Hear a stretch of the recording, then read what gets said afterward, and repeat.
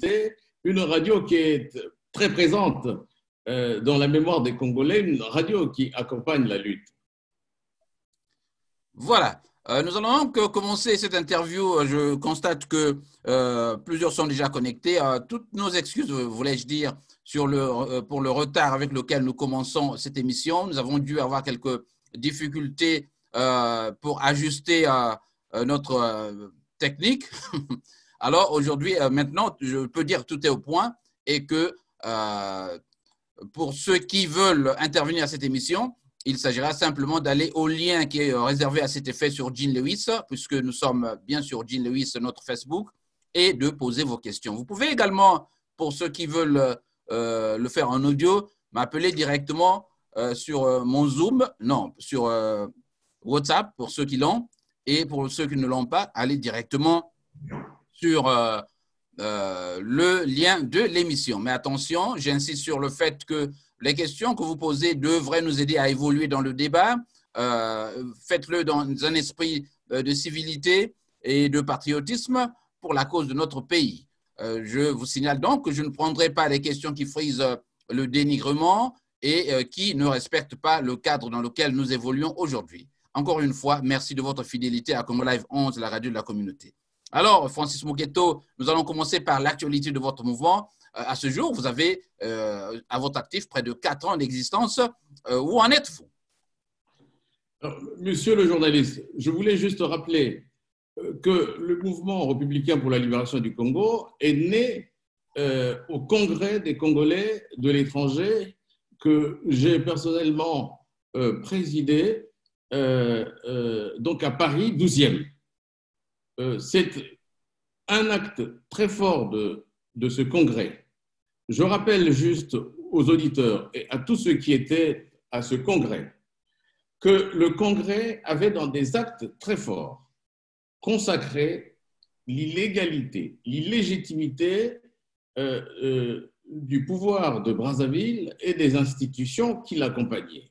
Ça, c'est le premier acte. Le deuxième acte, c'était l'abolition de l'ethnocratie. Le Congo a été consacré dans les années 90 avec la France de François Mitterrand. Lorsque la France demande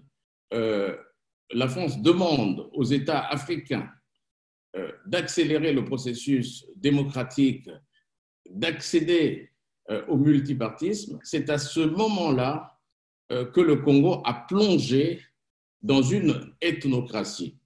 Ethnos, c'est l'ethnie, kratos, c'est le pouvoir. Pouvoir de l'ethnie, donc pouvoir de l'ethnie sur les autres ethnies. Et donc aujourd'hui, il y a une alternance des pouvoirs ethniques entre elles dans un système de corruption exacerbée. Et ce système ne peut plus continuer puisque ce système nous entraîne dans des guerres civiles à répétition, puisque l'histoire du Congo, l'histoire de ce petit pays est marquée par des guerres civiles. Et donc, il faut que nous allions vers un autre système politique. Et le diagnostic avait été posé de façon très claire au Congrès des Congolais de l'étranger. Et donc aujourd'hui, on est en train de mettre en place cette feuille de route. Entre autres, j'ajoute, dans un autre acte fort, avant que même la France n'abonde la moralisation de la vie publique, en 2016, avec le génie créateur des congressistes, et en l'occurrence celui qui avait lancé une très grande motion, Régis Voumina, je cite son nom parce qu'il a été celui qui a proposé donc au Congrès des Congolais la moralisation de la vie politique au Congo-Brazzaville. Et donc, ça, c'est aussi un acte fort du Congrès. Et donc, une autre possibilité de pousser loin les résolutions de ce Congrès, il y avait la conférence internationale à l'extérieur du Congo. C'est-à-dire qu'au lieu de faire un dialogue inclusif, au même titre que des dialogues qui se sont déroulés au Congo-Brazzaville, tels le dialogue de Sibiti, le dialogue d'Evo, tous les autres dialogues qui n'ont accouché que des grosses souris, alors les congressistes avaient proposé de pouvoir aller vers une conférence internationale sous l'égide de la communauté internationale. Et d'ailleurs, Modeste Boukadia a emboîté le pas à ce projet qui a fait couler de l'encre dans la diaspora. Donc, voilà ce que le Congrès laisse comme feu de route au mouvement qui est né aux délibérations du Congrès. Voilà. Un autre aspect, je termine, monsieur le journaliste, c'est l'aspect panafricain de la lutte. C'est-à-dire que la lutte ne peut être que limitée au Congo. Voyez-vous, monsieur le journaliste, qu'en face, en RDC, ils ont les mêmes problèmes.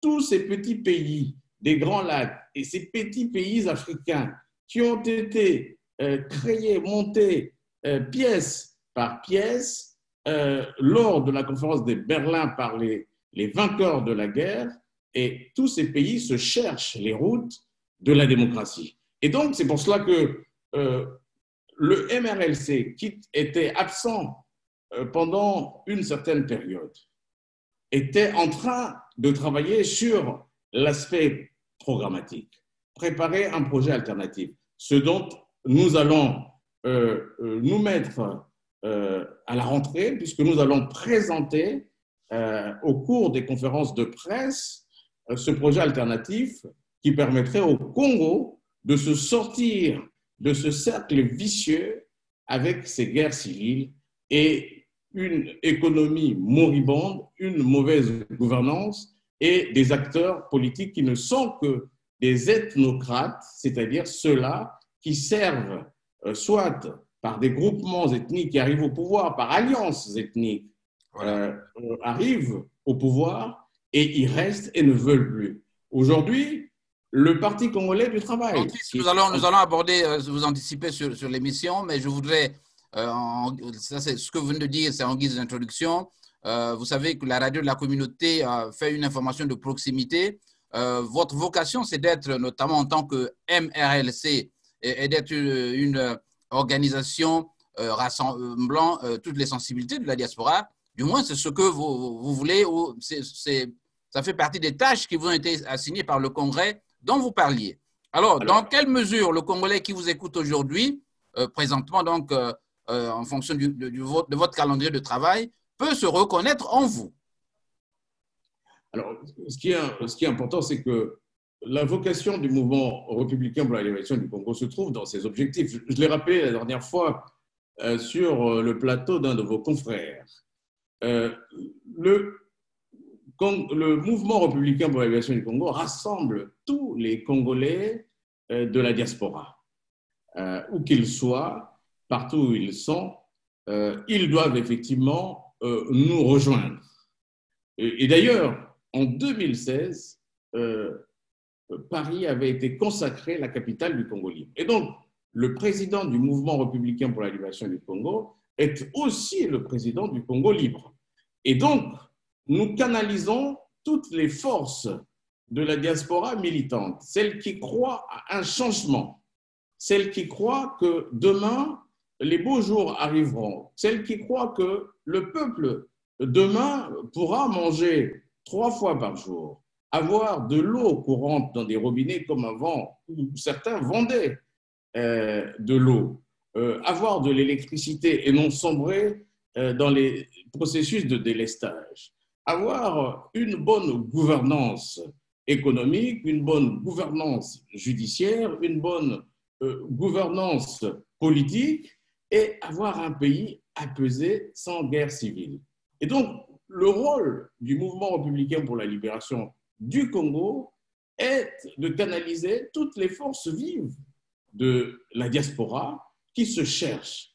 Vous savez que le Congrès a été initié par une idée venant des indignés du 242 qui, après cette crise post-électorale, a rassemblé tous les Congolais de la diaspora dans une salle pour dire nous ne pouvons pas abandonner notre pays d'origine parce qu'il brûle. Nous devons effectivement apporter notre pierre à l'édifice. Au cours de cette assemblée générale spontanée, bien entendu, il y a eu d'autres. Il y a eu le même jour le Parlement libre du Congo, d'autres initiatives. Et d'ailleurs, moi-même, j'avais convoqué avant ce rassemblement rue de Dunkerque 3 réunions de la diaspora. Nous nous sommes retrouvés pour nous poser des bonnes questions pour essayer de mettre en place une cellule de crise, réfléchir sur les maux qui minent le pays et aller vers des propositions, apporter notre pierre à l'édifice. Et c'est ce qui fut fait. Donc, le mouvement étant créé, nous appelons tous les Congolais, où qu'ils soient, de rejoindre le mouvement républicain pour la libération du Congo, puisque nous travaillons depuis 4 ans. On est la seule structure organisée avec des militants sur la place de Paris. Nous avons aujourd'hui, sur le plan social, accompagné beaucoup de Congolais qui ont des problèmes d'insertion sociale sur la place de Paris. J'ai été plusieurs fois au centre de rétention sortir les nôtres, les migrants qui viennent et qui se retrouvent malheureusement sans papier sur le sol et le territoire français. Notre rôle, c'est d'accueillir, recenser les migrants économiques, les migrants politiques, traiter, aider, les accompagner vers les préfectures pour qu'ils puissent avoir des papiers, travailler et continuer à vivre dans un pays étranger.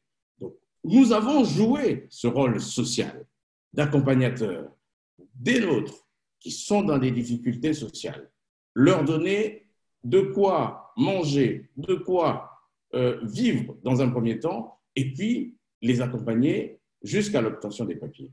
Donc, nous menons déjà cette lutte et nous demandons à tous ceux qui sont dans la détresse au niveau de la diaspora de frapper à la porte du MRC. Mais je rappelle encore que le MRC est une organisation structurée. Il faut y adhérer pour bénéficier, bien entendu, des services du MRLC. Adhérer, être membre, avoir sa carte et le MRC vous défendra. Voilà, merci. Voilà, monsieur le journaliste, oui. Comment le MRC s'est positionné en tant qu'une force d'opposition, une force qui accompagne les nôtres. Vous savez qu'il y a une vague de migration qui part de l'Afrique vers les portes de la forteresse Europe.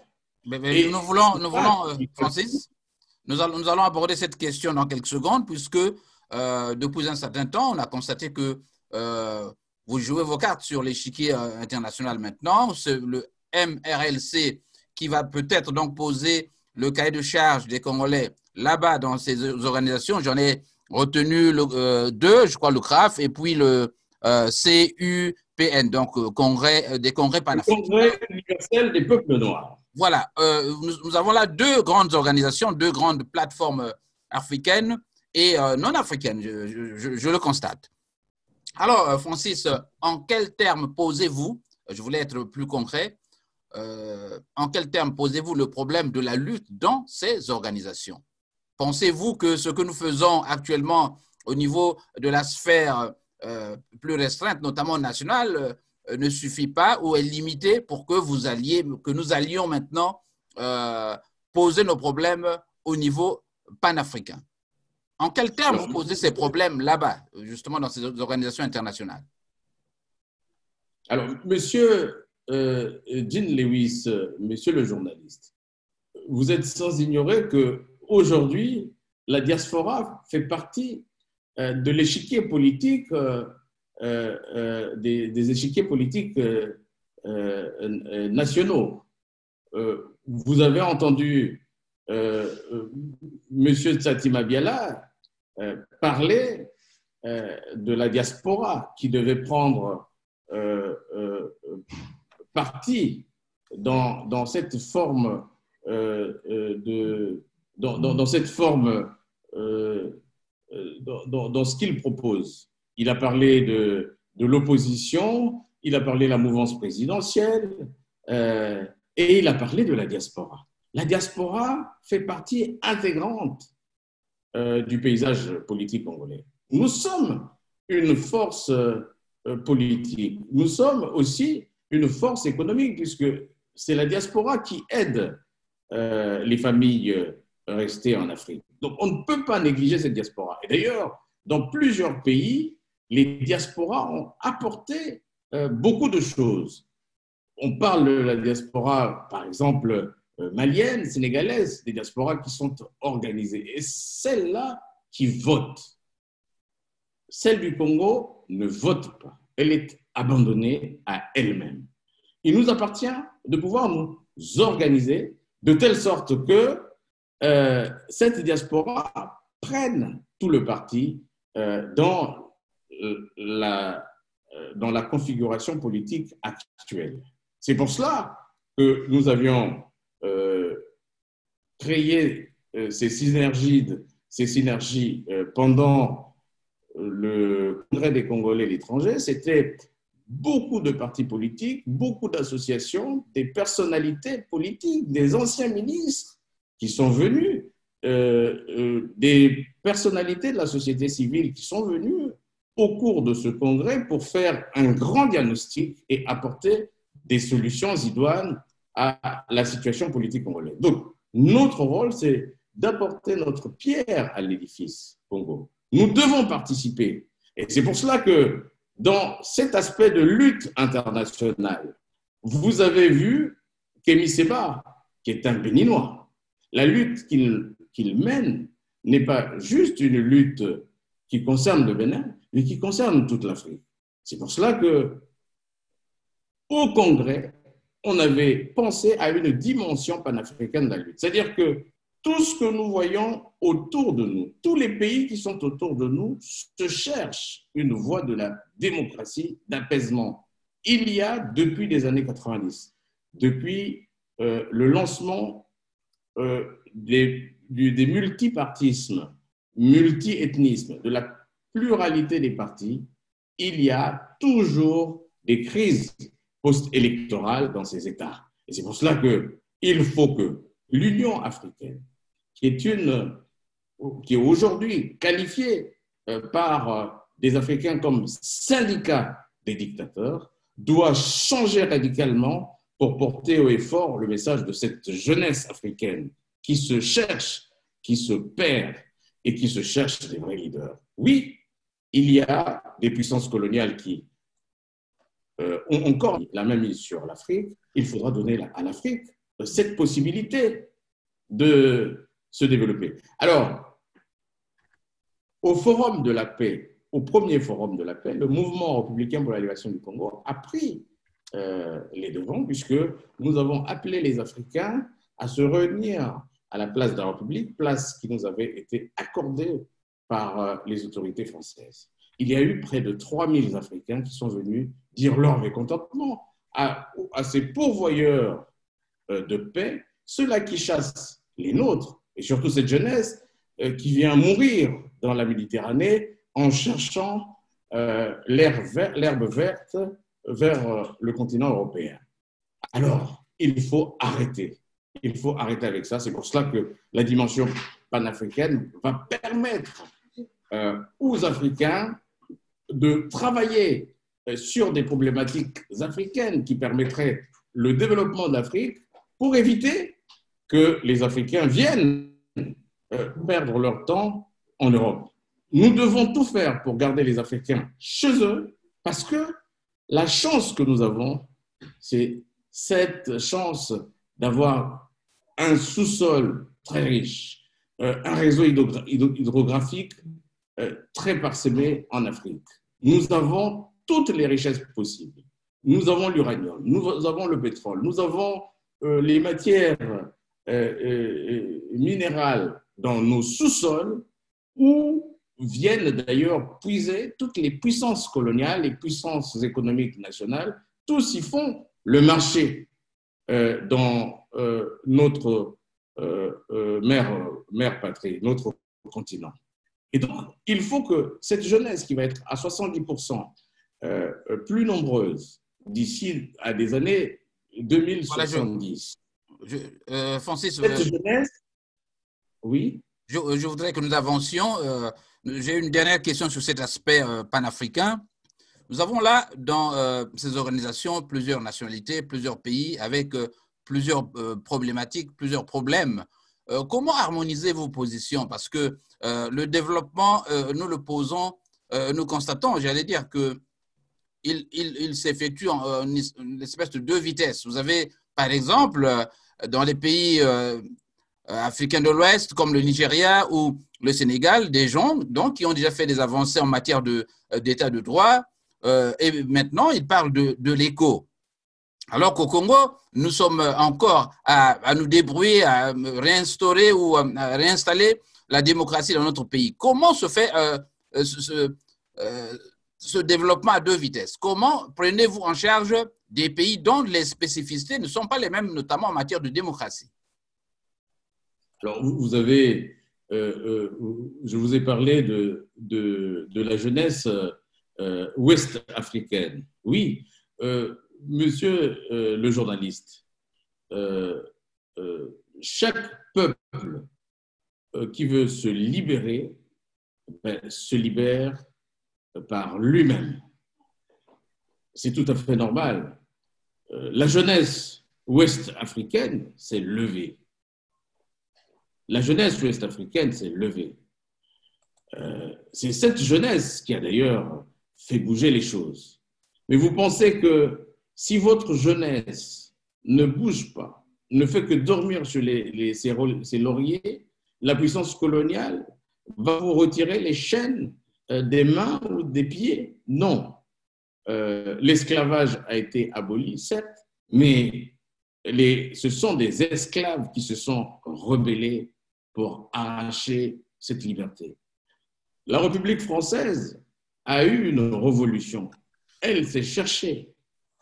Eh bien, c'est la révolution de 1789 qui a mis fin à la barbarie des royautés qui existaient en France. Et même, quand bien même après cette révolution, il y a eu plusieurs républiques, dont la Ve République, qui aujourd'hui guide le peuple français vers des horizons meilleurs. Oui, l'Afrique est cloisonnée, l'Afrique est divisée pour mieux régner.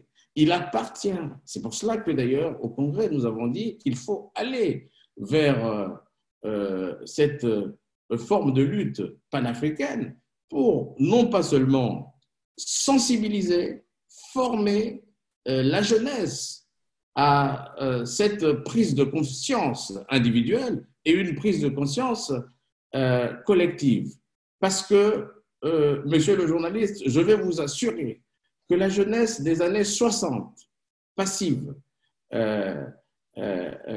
et celle des années 2020-2019 ou du 21e siècle est une jeunesse active. Elle n'acceptera plus, avec les outils que nous avons, les nouvelles technologies de l'information, Facebook, YouTube et les autres, accepter que des choses qui se passent de façon camouflée, cachée, censurée dans un État, que cela ne puisse se répercuter dans d'autres États. Donc, le monde devient un petit village où quand il y a des manifestations en Algérie, au Congo, ils puissent le voir, sauf quand le signal d'Internet est arrêté par les dictateurs. Donc, on ne peut plus faire tout seul dans son coin. Vous savez, l'Union européenne a été construite pour éviter la guerre.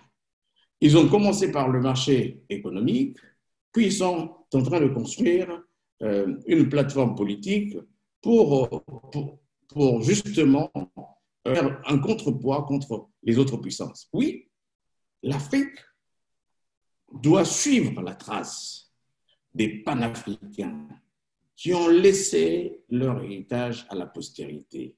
Le panafricanisme doit se vivre au quotidien. Oui, l'Afrique est un petit village dans lequel tout le peuple bantou, les autres peuples qui vivaient en symbiose, tranquillement, ont été subitement divisés par les puissances coloniales. Vous avez vu, monsieur le journaliste, en Allemagne, encore récemment jusqu'aux années 90, avant la chute du mur de Berlin, un pays qui s'appelle l'Allemagne était divisé. D'un côté, nous avons la RFA avec des grands murs surveillés par des militaires. De l'autre, on avait la RDA qui était affiliée aux ex-républiques socialistes soviétiques. Oui, c'est comme cela que l'Afrique a été divisée. Et donc, soit on prenait la rivière comme frontière, ainsi de suite, pour dire, bon voilà, vous qui êtes de l'autre côté, vous appelez RDC, vous qui êtes de l'autre côté, dans la rive gauche du fleuve Congo, vous appelez Congo-Brazzaville. Oui. Donc, nous sommes aujourd'hui à cette réunification des forces vives africaines pour gérer utilement nos richesses, repartir de façon équitable de richesses et faire de telle sorte que l'Afrique se développe, que l'Afrique soit comme les autres continents. Pourquoi l'Afrique doit être toujours sous domination? Alors, Francis, vous avez là une question qui s'inscrit dans le droit fil de ce que vous affirmez, une question de Patrick Munzeo. Bon, je vous rappelle que je ne lirai que de vrais noms, pas les noms fantaisistes de Facebook. Hein. Alors, Patrick Munzeo, Monsieur Francis, avant de penser le développement de l'Afrique dans la dimension panafricaine, faudra-t-il pas se concentrer à libérer en premier nos pays?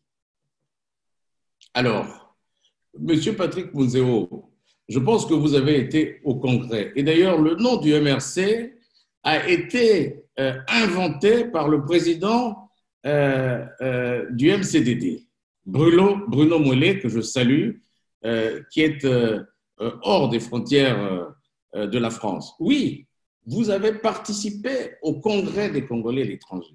La dimension de la lutte panafricaine est aujourd'hui d'actualité puisque ça bouge de l'autre côté de l'Afrique de l'Ouest, sauf en Afrique centrale.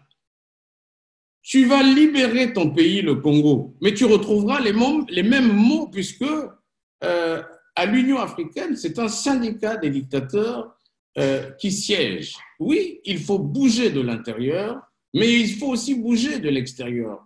Bouger de l'extérieur, ça permettrait la tranquillité des pays. Je prends juste cet exemple, mon cher frère Patrick Munzeo. Le Bénin était un modèle de démocratie. À sa tête, aujourd'hui, vous avez le président Talon. Mais pourtant, ce pays qui était plutôt un modèle est tombé dans la barbarie, dans la bêtise, où des anciens présidents se sont vus malmenés, traînés dans la boue comme des hommes qui n'ont pas dirigé ce pays. Oui, il faut faire très, très attention. La démocratie dans nos États est provisoire, elle n'est pas encore installée. C'est pour cela que le MRLC va proposer un projet alternatif. Et d'ailleurs, on va se poser la question de savoir si l'institution de la présidence de la République est tout à fait recommandée dans nos États. Il faudra qu'on puisse se baser sur des us et coutumes africains pour poser des socles de démocratie solide pour ne pas que dans nos États, nous nous entretuions entre frères ou nous nous entretuons entre États. Oui, il faudra faire bloc contre l'impérialisme, contre les puissances coloniales qui viennent faire le marché, qui viennent diviser pour mieux régner, avec toutes ces multinationales qui viennent puiser de l'eau, de l'or, du pétrole, sans payer l'impôt, et qui nous laissent dans l'obscurité totale. C'est pour ça que moi je demande à M. Munzeo de dire oui, nous menons une double lutte. Oui, la lutte intérieure. C'est pour ça d'ailleurs il y a un dialogue au Congo. La diaspora, une certaine partie de la diaspora demandait le dialogue. Mais le dialogue n'a pas été demandé au Congrès des Congolais, là où nous tirons notre légitimité. Le Congrès a posé comme base la conférence internationale à l'extérieur des frontières du Congo pour sécuriser les débats, sécuriser les conférenciers. Et donc, c'est pour cela que je dis à M. Monzeo que nous menons une double lutte. Une lutte congolaise, puisqu'on est d'abord ressortissant du Congo, une lutte panafricaine, parce qu'il faut aller aider les autres. Vous savez que même dans la gestion du Congo, le Congo a eu à prêter de l'argent à d'autres États. Donc, il y a un soutien mutuel entre États qu'on ne peut pas abandonner. Et donc, la libération de l'Afrique viendra de tous ensemble, pas juste d'un seul pays qui mènerait cette lutte. C'est pour ça que nous avons mission à former notre jeunesse, à informer cette jeunesse pour que la libération effective de l'Afrique et des États africains qui doivent bouter hors des frontières, aussi bien les sous-préfets que les dictateurs qui aujourd'hui restent pendant des années. 40 ans, par exemple, pour le Congo-Brazzaville est anormal. C'est une anomalie qu'il faut réparer rapidement.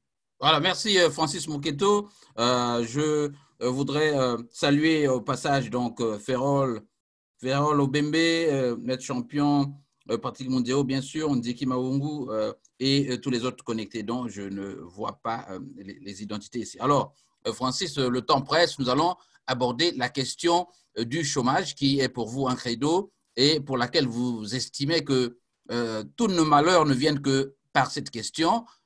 Pensez-vous une diaspora qui n'est pas une force économique est une diaspora vouée à l'échec? Alors, pour la gouverne de nos auditeurs, pouvez-vous revenir sur cette relation causale que vous trouvez entre la force économique et le poids politique d'une diaspora? Alors, Monsieur Gilles Lewis, tous ceux qui viennent dans la diaspora, certains, par le défaut de papier, ne peuvent pas accéder à l'emploi. Ceux qui ont obtenu le statut de réfugié politique peuvent, par des formations, arriver à s'insérer dans le système économique des résidences qui nous accueillent, des résidences d'adoption. Oui, le problème du chômage, le problème de la discrimination à l'emploi est tout à fait entier. C'est un problème qui permet à notre diaspora africaine, afro-descendante, de pouvoir porter ce problème à bras le corps. Nous avons des Africains qui gagnent beaucoup d'argent. Nous avons des footballeurs. Nous avons dans des secteurs bien précis, dans la chanson, des gens qui gagnent beaucoup d'argent.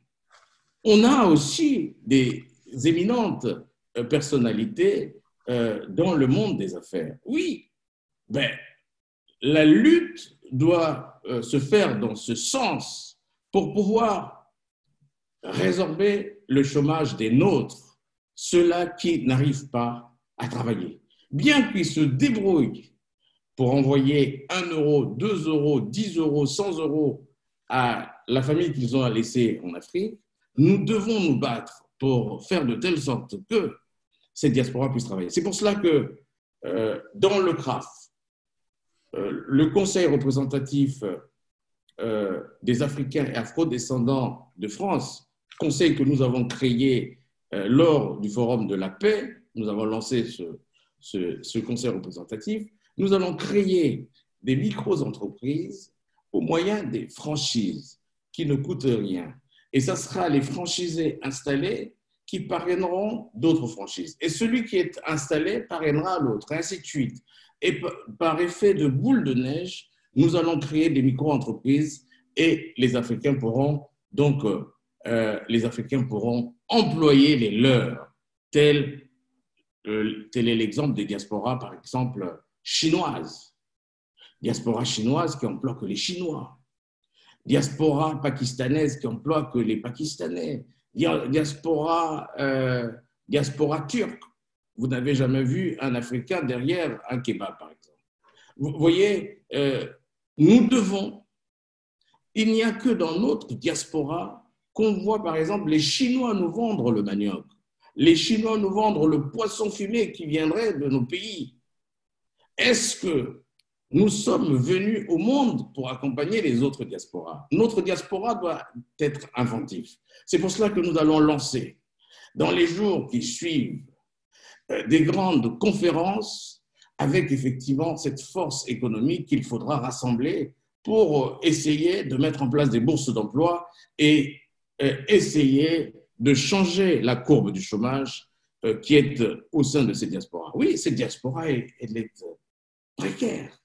La précarité ne touche pas que la jeunesse migrante, monsieur le journaliste. Elle touche aussi cette vieille classe qui est arrivée ici en exil depuis des années 60-70. Pour certains qui sont arrivés à l'âge de la retraite, sans avoir jamais travaillé en France, sans avoir jamais cotisé. Comment pensent-ils préparer la postérité? Puisque dans leur pays d'origine, ils ne peuvent plus rentrer. Ils sont voués à vivre dans les pays adoptifs. Et donc, nous avons cet aspect social à nous intéresser.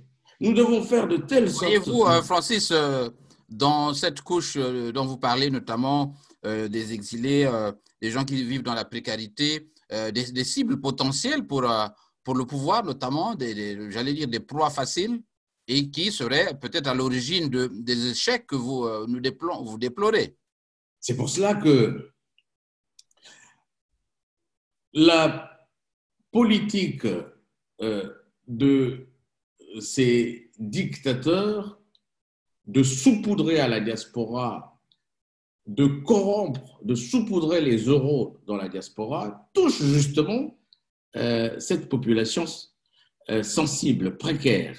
Et c'est par cette diaspora sensible, précaire, que passe justement la corruption au sein de la diaspora. Et c'est pour cela que d'ailleurs, on peut constater aisément que la diaspora a été émiettée. La diaspora est traumatisée par justement cette faiblesse. Alors, le MRC va créer une force économique, va donner à la diaspora cette force économique, doit donner à la diaspora la possibilité de travailler. Et c'est par ces états généraux de la diaspora que nous ferions prochainement créer une bourse d'emploi qui permettrait de recenser d'abord, d'un côté, les chefs d'entreprise afrodescendants et des Africains d'ailleurs, et de l'autre, recenser les besoins de la diaspora, ceux qui ont des compétences. Voyez-vous, monsieur Jean Lewis, à la diaspora, il y a des compétences. Il y a des gens qui ont fait des thèses de doctorat, oui, mais qui ne travaillent pas. Pour certains, n'arrivent pas même à décrocher des emplois à l'université ou dans l'éducation nationale. Pour d'autres, ils n'arrivent pas à intégrer les entreprises privées, ni même la possibilité d'intégrer, pour ceux qui ont la binationalité, d'intégrer les collectivités locales, la fonction publique. Alors, nous allons donc former. Alors, il y a un institut qu'on appelle l'Institut panafricaniste, l'Institut panafrique. Alors, voilà, l'Institut du panafricanisme qui forme cette jeunesse qui monte des dossiers, qui monte des micro-projets, qui les forme vers les métiers auxquels ils peuvent prétendre accéder. Oui, nous allons les aider à faire des concours pour certains qui ont la binationalité, ceux qui ont déjà eu des papiers, à faire des concours pour rentrer dans la fonction publique. Ça, c'est effectivement cette possibilité que nous donnerons désormais aux Africains. Ça c'est dans les détails, bien sûr, mais j'ai une question de curiosité. Vous êtes un homme d'affaires. Vous arrive-t-il de recruter des Congolais? Est-ce que dans votre entreprise, vous avez déjà eu à recruter des Congolais? Alors, c'est pour cela que je dis, nous mettons au MRC cette possibilité de recruter des Congolais. C'est pour cela. Alors, nous allons détailler ce programme que je voulais effectivement Il n'y a pas de problème. faire maintenant. Dans un deuxième temps, à la rentrée, nous allons parler d'un plan national de recrutement. Alors, recrutement aussi bien par les entreprises de la diaspora, et puis recrutement aussi par les concours de la fonction publique territoriale, hospitalière, tout ça, qui donne beaucoup d'offres. Aujourd'hui, vous savez, jusqu'à 50 ans, 55 ans, vous pouvez toujours postuler à des postes aux mairies, à la mairie de Paris, qui est par exemple un grand employeur.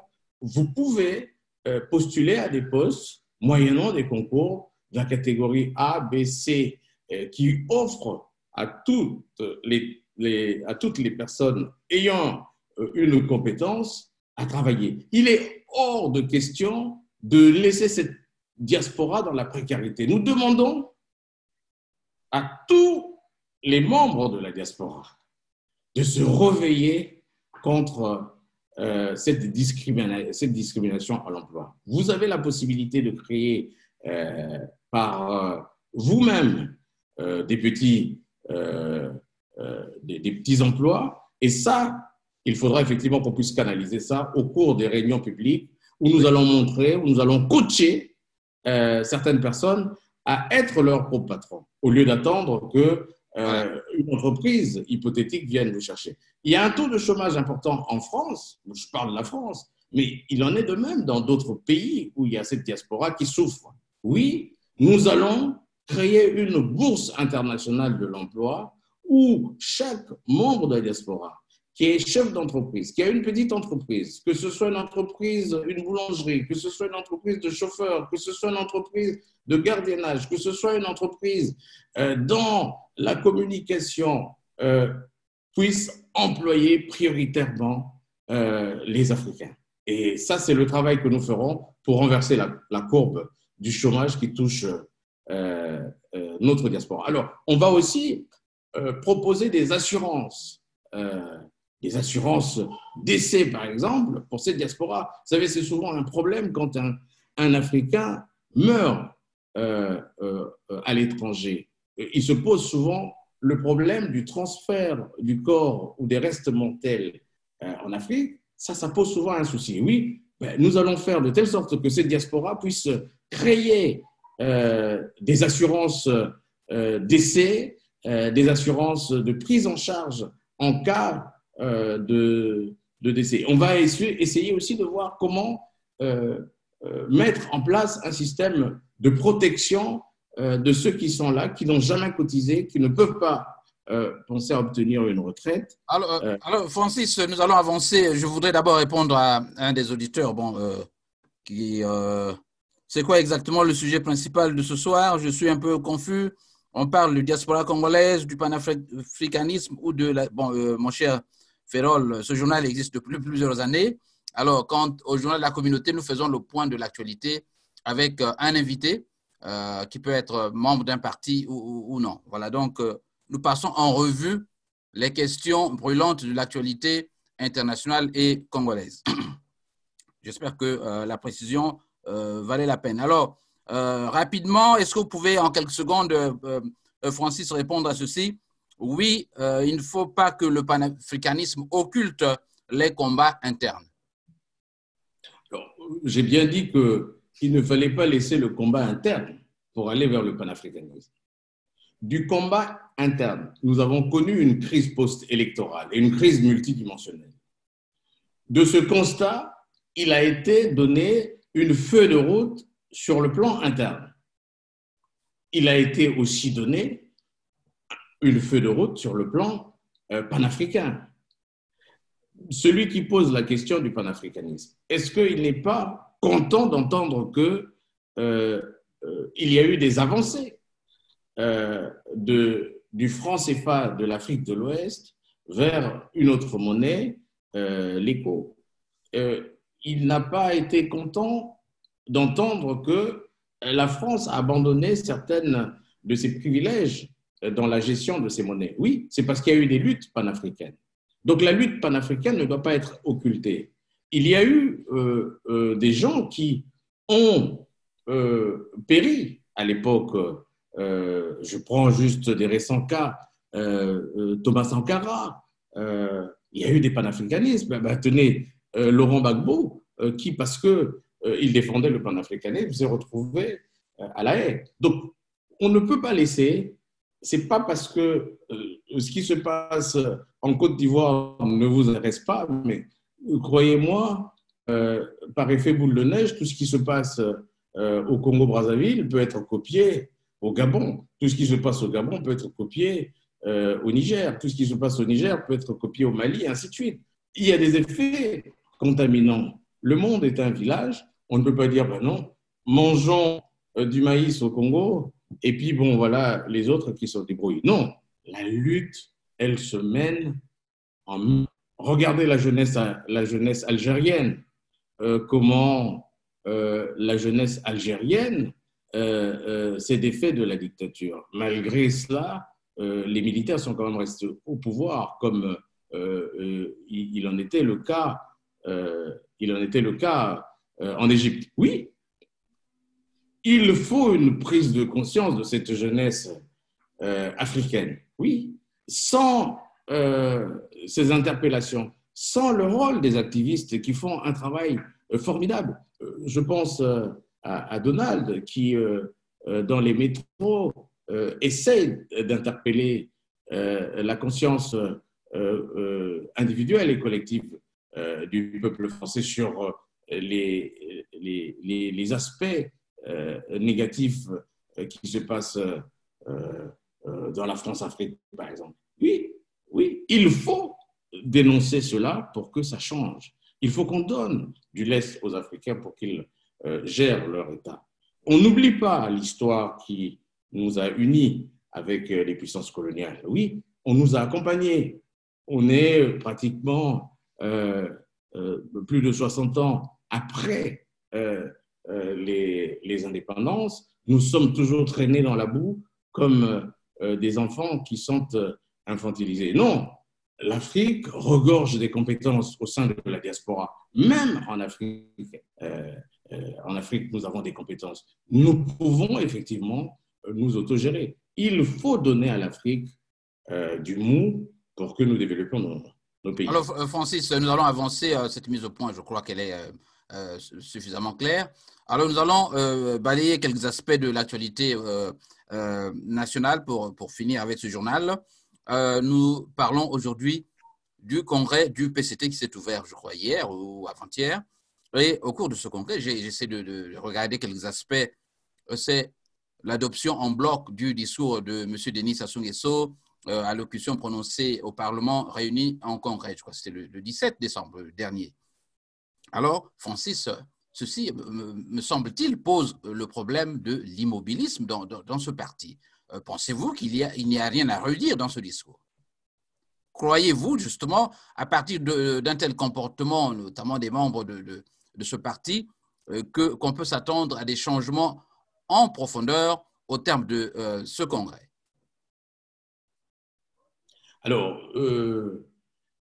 monsieur le journaliste, vous avez bien fait de dire qu'il y a un arrêt du PCT. Le PCT, c'est le Parti congolais du travail, ancien parti communiste congolais. Je vais vous juste rappeler la période que le Parti communiste congolais a gérée pour montrer le contraste avec la période du 21e siècle. Je vais vous rappeler que pendant la période monopartisane, où on avait un parti unique, les Congolais ne se battaient pas. C'était depuis le bas âge. Le pionnier était efficace, conscient, voilà. Il y avait une jeunesse, il y avait des femmes, il y avait un parti, il y avait une idéologie et tout le monde était dans le moule. Bien qu'il y ait des déviances, mais on mangeait les soins étaient gratuits, l'école, les gens partaient à l'école, et d'ailleurs, à cette époque, on avait formé beaucoup de gens. Bien que nous avions un budget qui était beaucoup plus inférieur au budget des 4 000 milliards de francs CFA dans les années 2014. On est passé d'un petit budget avec beaucoup de création d'usines, avec pas mal de choses, et pourtant dans un régime comme aujourd'hui, en Chine populaire, qui est aujourd'hui une des puissances économiques mondiales. Ils ont un parti unique, mais ça fonctionne. Je prends juste cette étape-là où il y avait ce parti dont Marien Ngouator de ce parti l'avait laissé. Et malheureusement, il fut assassiné en 1977 parce qu'il voulait remettre le pouvoir à Massamba Deba. Bon. C'est vrai que ce sont des personnes très sombres. Ce parti est au pouvoir depuis 40 ans. 40 ans. Quel est le bilan? Vous savez, dans ce parti, il y a aujourd'hui une division entre ceux qui veulent impulser la démocratie et ceux qui veulent le maintenir. Mais tous ces partis, ce sont des partis ethniques. Là, je reviens encore sur l'ethnocratie qui a été consacrée dans les années 90, puisque après la conférence nationale souveraine de 92, on ouvre la vie politique à un certain multi-ethnisme, multipartisme, à un certain ethnopartisme, où nous avons vu des chefferies ethniques se dresser ici ou là. J'ai dit tout à l'heure dans mon propos liminaire que le Congrès avait consacré la dissolution de l'ethnocratie, c'est-à-dire l'abolition de tous ces partis ethniques. Le PCT, autrefois, dirigé dans ce régime monopartisan, on ne savait pas qui était du Nord, qui était du Sud, bien qu'il y avait l'oligarchie bureaucratique, militaire et tribale qui avait été instaurée. D'ailleurs, il y a des gens qui ont payé de leur vie de tout cela. Les Diawara, Kinganga, qui pensaient s'opposer à tout cela. Mais je reviens quand les militaires ont pris le pouvoir. Je vais juste dire, quand je regarde de manière géopolitique, là c'est pour une certaine pédagogie pour que les gens comprennent c'est quoi des partis ethniques. Je vais du sud au nord. Dans le sud, je prends le département du Kwilu, où vous avez le RDPS, qui est un parti ethnique. À sa tête, il y a un héritier. Le RDPS, c'est le parti de Tchister Tchikaya. Et à sa tête aujourd'hui, il y a le fils Jean-Marc Tchister Tchikaya. Vous venez dans le Niboland, Nyeri, Bwenza, Likumu, vous avez là un regroupement ethnique. Je rappelle la définition de l'ethnie, c'est une population ou un groupe de populations qui partagent les mêmes cultures, les mêmes langues, les mêmes valeurs, la même façon de vivre. Et donc, à ce niveau-là, pour arriver au pouvoir, soit on arrive par des alliances interethniques pour conquérir le pouvoir d'État et prendre en otage le pouvoir d'État pour appliquer une dictature ethnique sur les autres. Donc, je prends donc dans le Niboland, Nyari, Bwenza, la Lekumu, vous avez là une sorte de chefferie ethnique avec des ethnies qui sont minoritaires et qui ont, en fusionnant, ont pris le pouvoir d'État. On monte dans le pôle, alors il y a bien entendu le pôle sud et le pôle nord. Alors, le pôle sud, vous avez là aussi des regroupements ethniques. Vous Francis, avez, il ne nous reste pas assez de temps, Francis. Il nous reste quelques 5 minutes pour terminer l'émission. Allez-y. oui, vous avez des regroupements ethniques. Vous avez par exemple l'UDR Rwanda, d'ancien Premier ministre Milongo. Vous avez le MCDI de Kolela, donc à la sortie de la conférence nationale. Vous avez le MCDDI de Bernard Kolela.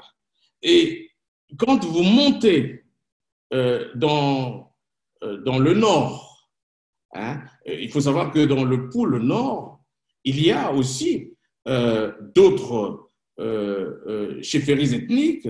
Vous avez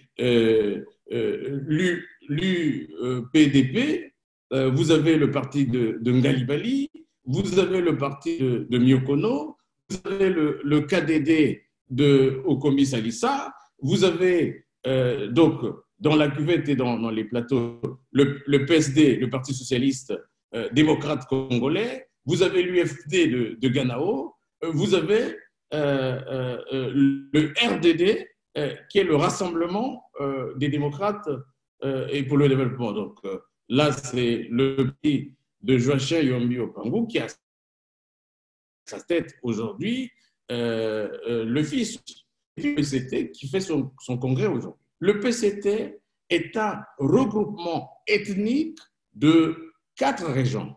Les 2 cuvettes, la cuvette centrale et la cuvette ouest, plus voilà.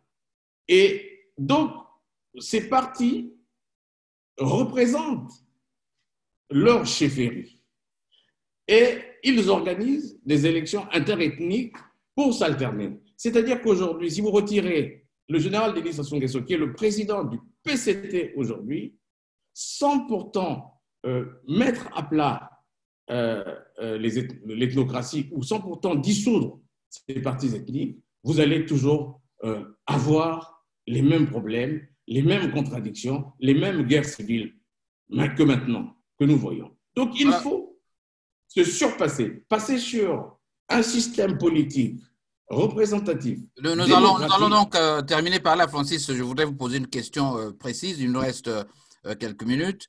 2 questions. La première, donc, au regard de ce que vous venez de décrire, notamment ce que vous appelez l'ethnicisme. Je vous rappelle que votre collaborateur Anthony en a fait son credo et que vous pouvez aller suivre ses vidéos où il parle du parti tribu ou ethnie. Alors, au regard de ceci, on constate effectivement qu'il y a de l'unanimisme qui prévaut là-bas au PCT. Alors, cet unanimisme, cet immobilisme, est-ce que tout ça peut augurer des changements profonds d'ici là? Parce que nous parlons de la question du dialogue initié par ce parti. Quelle est la position justement du MRLC sur la question du dialogue? Est-ce que vous avez une fenêtre ouverte pour discuter avec eux? Alors, on a dit que ce dialogue, qui est aujourd'hui une sorte de mascarade, conduit par des partis ethniques, puisque dans la Constitution a été inscrit un dialogue, il y a eu 2 groupes. Un groupe de dialoguistes, un qui ne pense pas que le dialogue va régler les problèmes. Je vous ai dit, monsieur le journaliste, que tant qu'on n'a pas inscrit à l'ordre du jour de ce dialogue, soi-disant, les vraies questions qui minent le Congo et qu'on passe à côté des questions essentielles, alors ce dialogue est voué à l'échec. Vous voyez, il y a eu des petits dialogues au Mali, au Bénin, à ceci, c'est que des mesurettes qui sont sorties de ça. Or, nous voulons, pour le Congo, un vrai changement. Là, par exemple, Satima Biala propose une période, un compromis politique, un compromis historique, dans lequel le général Denis Sassou Nguesso va se retirer, aura une place de choix en tant qu'ancien président et laisser le cours des choses à d'autres formations politiques, à la jeunesse surtout, celle-là qui veut incarner le changement. Oui, nous devons faire de telle sorte qu'on n'accepte plus le tutorat bête et méchant, des bénis oui, oui, oui. Il faut inscrire au dialogue les vrais menus d'ordre du jour pour que soit débattu le changement du système politique actuel, c'est-à-dire qu'on ne peut plus accepter que s'alternent au sommet de l'État des ethnocrates qui sont érigés en dictature ethnique contre les autres et qui pillent tous les pans économiques de l'État en complicité avec des oligarques internationaux en bande organisée avec des multinationales. Oui, il faut arriver à faire de telle sorte que un nouveau système politique soit proposé, adapté à nos us et coutumes. Nous avons des pistes de solutions, et d'ailleurs, il y a eu beaucoup de gens, même au sein de la diaspora, qui ont fait des tables rondes, qui proposent des périodes transitoires. Oui, au Congrès, nous avons dit une conférence à l'extérieur, sous l'égide de l'ONU, avec effectivement une période transitoire qui va balayer les institutions actuelles, réécrire l'histoire du Congo à partir de nos us et coutumes, et non de faire du copier-coller des institutions qui viennent d'ailleurs. Nous avons des éminentes personnalités, des constitutionnalistes, des juristes. Et Francis, un dialogue à l'intérieur sous l'égide des Nations Unies, ça marche pour vous? Alors, vous avez vu un émissaire du secrétaire général de l'ONU qui est venu déjà nous proposer un dialogue sans préalable, voyez-vous. Donc, si déjà ceux qui viennent nous dire qu'il ne faut pas mettre des préalables, il faut que toute la classe politique congolaise aille discuter d'un dialogue qui est déjà écrit d'avance et dont les mesurettes sont déjà connues d'avance, non, nous voulons un vrai compromis historique. Nous voulons que le général Denis Sassou Nguesso, qui a travaillé, qui a tant travaillé, c'est quand même quelqu'un qui est là depuis 40 ans, puisse aller à la retraite, permettre aux Congolais de se saisir de cet espoir. Vous lui proposez quoi, Francis? Une rallonge de 3, 4, 5 ans? Écoutez, monsieur le journaliste, je ne sais pas si vous avez écouté ce que j'ai dit. Le Congrès avait consacré l'illégalité de ce pouvoir. Et donc, vous pensez que nous allons lui donner une rallonge?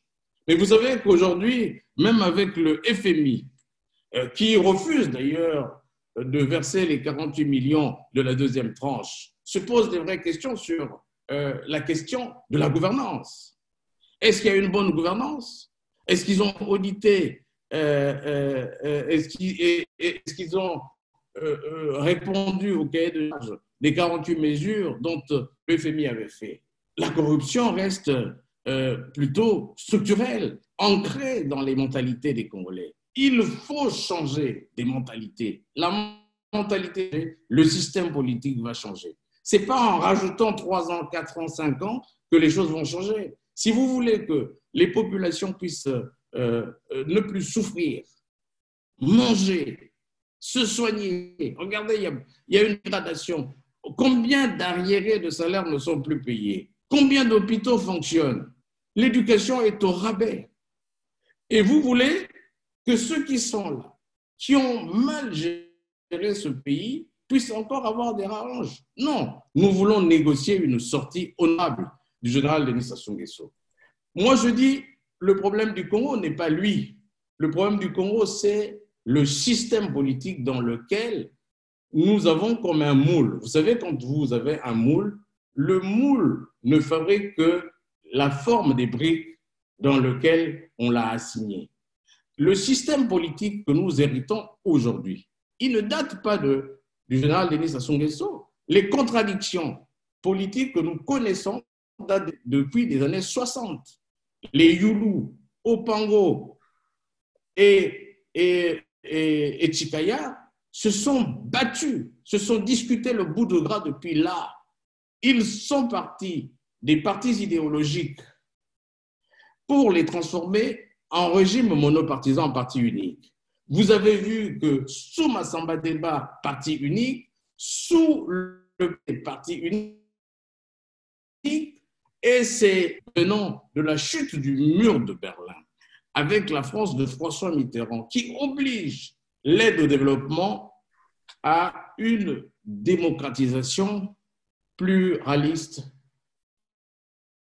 des partis. Et on nous a imposé un système de démocratie qui aujourd'hui est boiteuse, ne marche pas.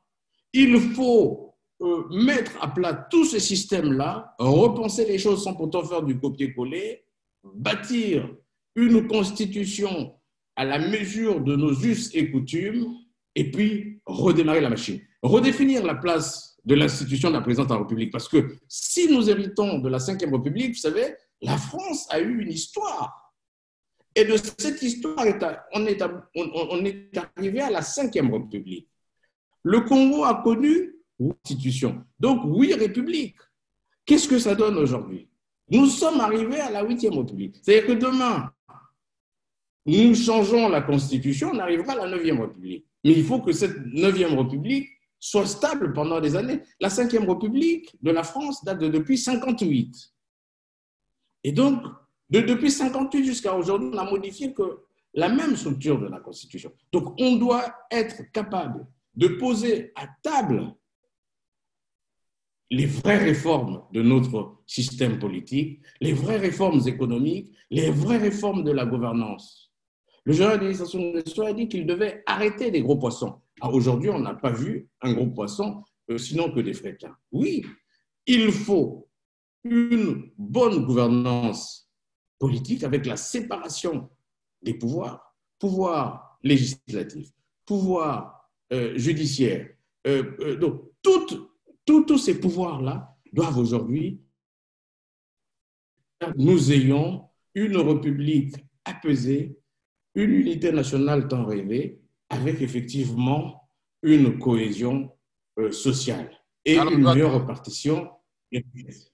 Francis, pour conclure, doit-on effectivement parler d'une diaspora apaisée? Est-ce que vous, à ce jour, vous vous considérez comme le leader de la diaspora ou vous estimez comme d'autres qu'il faut des élections pour en tirer un leader de cette diaspora? La diaspora a-t-elle besoin d'un leader? Ce sera la dernière question et la conclusion. La diaspora ne souffre pas de leadership. J'ai parlé d'un problème de chômage systémique de la diaspora. J'ai parlé aussi de la façon dont la diaspora est quadrillée et cloisonnée, du fait que nous avons des nôtres qui ne travaillent pas et qui, quand ils obtiennent ce saupoudrage de corruption, ils perdent un peu la tête. Oui, cette diaspora qui est émétier doit avoir confiance en elle. C'est pour cela que nous attendons, nous voulions prendre le taureau par les cornes en donnant de l'emploi aux nôtres. Nous allons recenser tous les chefs d'entreprise. Nous allons créer des forums économiques pour pouvoir identifier les offres et les demandes, les mettre ensemble dans une plateforme pour avoir une bourse d'emploi internationale, avoir cette mobilité des compétences de la diaspora pour pouvoir éviter à ce que celle-là elle soit corrompue. Oui, notre rôle, c'est de donner des outils à cette diaspora pour qu'elle soit inventive, créative et qu'elle aille changer l'Afrique. La diaspora est une intelligentsia, est un vivier de l'Afrique. La diaspora congolaise, voyez, quand vous regardez l'échiquier politique, tous ils viennent de la diaspora. Peu ont été formés sur place. Donc la diaspora est une force politique pour demain. Il ne faut pas la sous-estimer. C'est pour cela que quand Tsati Mabiala parle de la prise en compte des propositions de la diaspora dans la nouvelle configuration politique, il n'a pas tort. Ceux qui rejetaient la diaspora en rang de remords ont tort. La diaspora est aujourd'hui décomplexée, a une identité cohérente. Elle est une force motrice de demain. C'est celle-là qui va délivrer les Congolais du joug de la dictature et des souffrances du peuple. C'est la diaspora qui viendra au chevet des Congolais, puisqu'aujourd'hui, nous sommes dans un État pratiquement en faillite. Oui, mais il y a encore des ressources. Un pays ne peut pas être en faillite. C'est pour cela qu'avec cette façon de gérer que nous recusons, nous demandons à ce que le général Denis Sassou Nguesso sorte par la grande porte. Nous lui réserverons une place de choix en tant qu'ancien chef d'État, comme en France. Les anciens chefs d'État ont des places de choix. Nous allons le faire pour le Congo-Brazzaville. Nous demandons donc à ce qu'on puisse dépoincer, déboulonner les mécanismes, qu'il sorte en tant que grand homme d'État et qu'il libère les possibilités infinies que d'autres acteurs politiques pourront faire. Et donc la diaspora ne peut souffrir de leadership. Il y a de la créativité dans la diaspora. Et le MRC est un mouvement qui a été consacré par des partis politiques, des anciens ministres, des nombreuses associations ont participé à ce congrès. Nous avons fait un diagnostic, nous avons une feuille de route, mettons-la en place que de se camper dans des créations ici ou là, d'autres formations politiques, ou de se lancer de manière individualiste ou sinon individuelle dans des luttes stériles qui n'aboutiront à rien. J'en appelle donc sur votre antenne, monsieur le journaliste, à un grand rassemblement autour du mouvement républicain pour la libération du Congo, qui a droit de citer, qui a une légitimité. Vous êtes sans ignorer, monsieur Jean Lewis, que la diaspora a été consacrée comme la 6e région de l'Afrique. Donc, au niveau de l'Union africaine, on a pris la dimension de la diaspora. Et donc, on ne peut plus infantiliser la diaspora ni la reléguer au rang de remorque. Je demande donc à toute la force vive de la diaspora de nous rejoindre pour qu'on puisse travailler ensemble de façon symbiotique, sans pourtant oublier l'unicité de chaque structure, puisque chaque structure, elle est créée. Et c'est le fait que ces structures ont travaillé chacun dans son coin, avec ces tirs croisés, qu'on a pu remonter l'information ou la voix des sans-voix. Oui, mais à un certain moment, il faut rassembler utilement pour aller chercher le gros lot. Et nous voulons participer à la construction de notre État. Nous voulons rentrer tous au Congo pour construire. Il faut que le pouvoir de Brazzaville puisse ouvrir les frontières aux exilés politiques, ouvrir les frontières. J'espère bien que cet appel sera entendu, Francis. Ouvrir les frontières à cette diaspora inventive. Oui, nous devons construire ce pays ensemble. Le Congo a besoin de toutes ses filles et de toutes ses filles.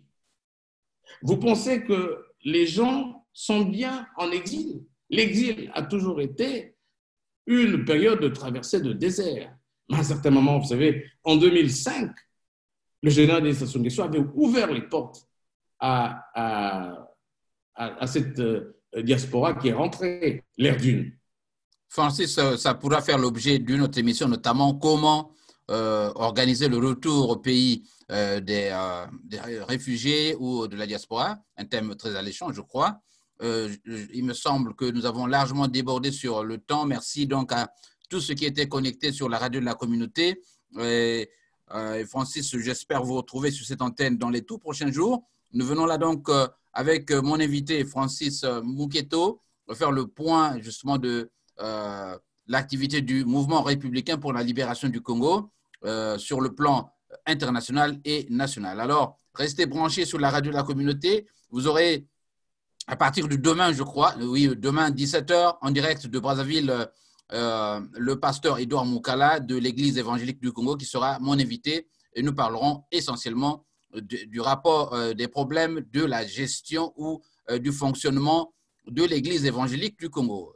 Les fidèles bénéficient-elles de l'action de cette Église? Nous verrons avec le pasteur comment faire le bilan de ces quelques années d'exercice. Alors, merci donc à vous qui étiez connectés, Francis Mouketo, et tous les autres membres. Je n'ai pas eu la possibilité de prendre en direct sur cette antenne certains membres qui voulaient bien se connecter. C'est bien dommage pour des raisons techniques et de Zoom. Donc, vous savez que nous avons un budget qui est vraiment très, très fragile. Alors, si vous voulez continuer justement à nous écouter, vous pouvez donc devenir le sponsor de la radio de la communauté en nous proposant des dollars. Au passage, je salue l'un des sponsors comme le mouvement congolais pour la dictature, contre la dictature, voilà, de M. Bruno Mouélé, dont le représentant Serge Milika Mimanga, de temps en temps, nous soutient donc pour faire que cette émission reste online. Alors, les hommes politiques et autres sensibilités, faites la même chose pour que votre journal soit un journal de qualité. Merci, bon week-end et à la prochaine occasion.